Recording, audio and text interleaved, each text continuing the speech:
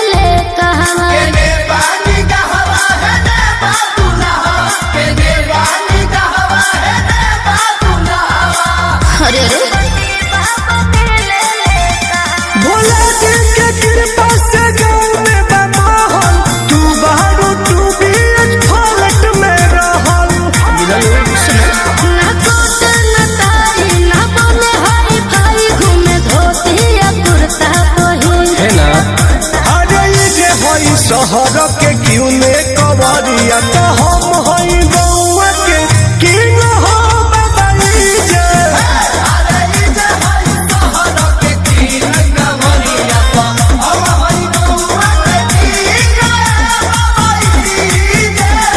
अरे चला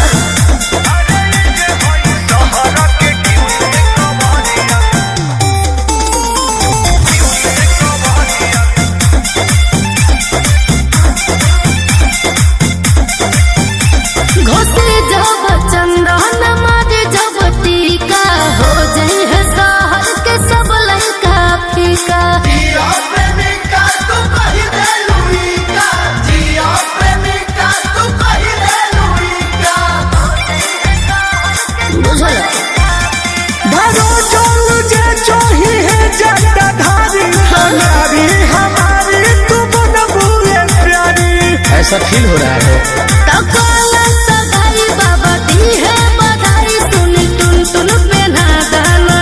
हाँ बाबा। अरे जे हई शहर के क्यों ने कवरिया तो हम हई गौवा के किंग हो बाबा जे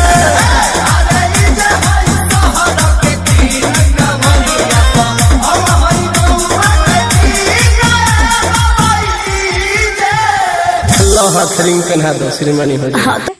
हेलो फ्रेंड, अजय सुडांस में आप सभी का स्वागत करते हैं। आप सब कैसे उम्मीद करते हैं आपसे बहुत ही अच्छे रहिए, स्वस्थ रहिए, मस्त रहिए, अपने काम में व्यस्त रहिए। फ्रेंड हमेशा खुश रहिए, आप लोग अपने घर में मस्त रहिए और मुझे भी आशीर्वाद दीजिए और मेरे परिवार को भी हम भी खुश रहें और आप तक अच्छा न्यू वीडियो डालते रहें। और सावन का पावन महीना बहुत ही शुभ होता है, बहुत अच्छा ही होता है, बहुत ही अच्छा दिन होता है फ्रेंड। मुझे बहुत ही अच्छा लगता है। आप सबको कैसा लगता है कमेंट बताइएगा और लाइक भी कीजिएगा, मेरी वीडियो को सब्सक्राइब भी कर लीजिएगा और आप मेरे चैनल को सब्सक्राइब भी कर लीजिए, मेरी वीडियो को लाइक भी कर लीजिए और कमेंट में बताइएगा कैसा लगता है कैसा नहीं मेरा वीडियो फ्रेंड। क्योंकि फ्रेंड मैं अभी बहुत मतलब मेरी बहुत अभी इससे बहुत मतलब तबीयत मेरी बिल्कुल भी ठीक नहीं, फिर भी मैं किसी तरह आप सबके लिए एक वीडियो में किसी तरह आप सबके लिए डाल रही हूँ फ्रेंड। और प्लीज़ आप सबसे यही निवेदन है, मेरा वीडियो देखिएगा, सपोर्ट कीजिएगा। क्योंकि फ्रेंड मेरा ये बहुत ज़्यादा मैं उठ बैठ नहीं पा रही हूँ, फिर भी मैंने आप सबके लिए कोशिश की। मेरे पैर में सभी बहुत दर्द हो रहा है बहुत ज़्यादा, क्योंकि मैं रात में भी नहीं सो पाती हूँ दर्द की वजह से। आप तक मैं वीडियो डालती हूँ कि किसी तरह और मेरा सपोर्ट कीजिए। आप सबसे निवेदन आगे बढ़ाइए और आप लोग कैसे हो कैसे नहीं भी बताइएगा फ्रेंड। और हम मेरे हस्बैंड को आशीर्वाद दीजिए, ठीक रहें, अच्छा आपका वीडियो डालते रहेंगे। और बहुत ही प्यारा सॉन्ग मैंने सावन के ऊपर बनाया है और आप लोग मेरी वीडियो देखिए। बाय बाय, तब तक के लिए आप लोग मेरी वीडियो में बने रहिए। तब तक के लिए बाय बाय, जय हिंद, जय भारत।